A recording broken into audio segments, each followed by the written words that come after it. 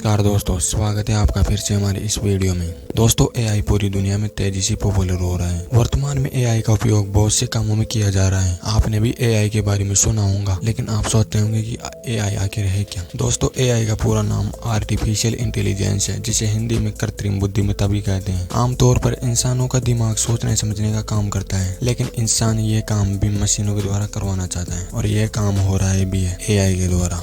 AI ऐसे software होते हैं जिनको मनुष्य का ब्रेन कैसे काम के आधार पर डेवलप किया जाता है। इन सॉफ्टवेयर्स के अंदर ब्रेन की तरह सोचने समझने की क्षमता विकसित की जाती है, जिससे वे अलग अलग कंडीशंस में सही निर्णय कर पाते हैं। इन सॉफ्टवेयर्स को आर्टिफिशियल इंटेलिजेंस कहा जाता है। दोस्तों, आपने इंटरनेट पर बहुत से इंसानी रोबोट्स देखे होंगे। ये रोबोट्स भी एआई पर आधारित होते हैं।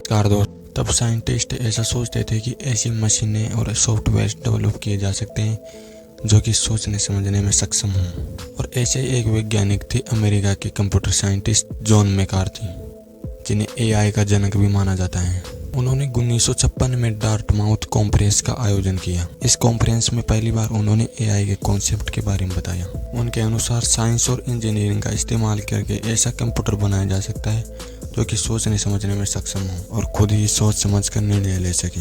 तब से ही एआई जैसी तकनीक को विकसित करने की कोशिश की जा रही थी। बाद में जापान ने इस ओर ध्यान दिया और 1981 में इस तकनीक का इस्तेमाल करते हुए 5th जनरेशन नामक योजना की शुरुआत की, जिसका उद्देश्य सुपर कंप्यूटर का डेवलपमेंट करना था। बाद में बहुत से देशों ने इस तकनीक की महत्व को समझा और इसकी बढ़ावा देने की कोशिश करने लगे। एआई का उपयोग इंटरनेट पर तेजी से बढ़ रहा है। बहुत सी सोशल मीडिया कंपनीज ने अपने ऐप्स में एआई फीचर्स लाए हैं और अपने पर्सनल एआई लॉन्च किए हैं। आपने चैट जीपीटी के बारे में सुना होगा। चैट जीपीटी एक एआई चैटबॉट है, जिसे ओपन एआई कंपनी द्वारा विकसित किया गया है। चैट जीपीटी को आप मैसेज के द्वारा कोई भी सवाल पूछ सकते हैं और वो आपका जवाब मैसेज के द्वारा ही देगा।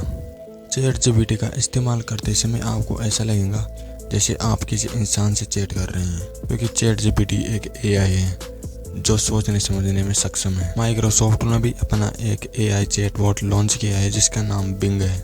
इससे भी आप कोई भी सवाल जवाब कर सकते हैं। गूगल मैप में भी एक एआई फीचर है जो आपको ट्रेवल करने के लिए सबसे बेस्ट रास्ते का चयन करने में आपकी मदद करता है। इंस्टाग्राम, फेसबुक, ट्विटर, यूट्यूब और भी कई ऐप्स एआई का उपयोग करते हैं। जब आप यूट्यूब, इंस्टाग्राम, फेसबुक जैसी ऐप्स पर वीडियोज देखते हैं तो आपने देखा होगा कि आपकी पसंदीदा वीडियोज जो आप ज़्यादा देखते हैं वे रिकमेंडेशन में आने लगती है। ये सब एआई के कारण ही होता है। एआई व्यूअर्स के इंटरेस्ट को पहचानती है और उसके अनुसार वीडियो रिकमेंडेशन में डालती है। कुछ एआई सॉफ्टवेयर्स ऐसे हैं जिनसे आप वीडियोज की एडिटिंग भी करवा सकते हैं। एडिटिंग और ग्राफिक डिजाइन जैसे काम जिनमें बहुत समय लगता है, अब एआई के द्वारा बहुत जल्द ही कर लिए जाते हैं। और भी बहुत कामों में एआई का उपयोग किया जा रहा है। एआई के कई फायदों के साथ कई नुकसान भी हैं। सबसे बड़ा खतरा लोगों की नौकरियों पर है, जिसके बारे में सोशल मीडिया पर अक्सर बात की जाती है। वैसे तो सारी नौकरियां खतरे में नहीं है, लेकिन कुछ काम ऐसे हैं जो कि रिपीटेड है, जैसे कस्टमर सपोर्ट जैसी जॉब्स।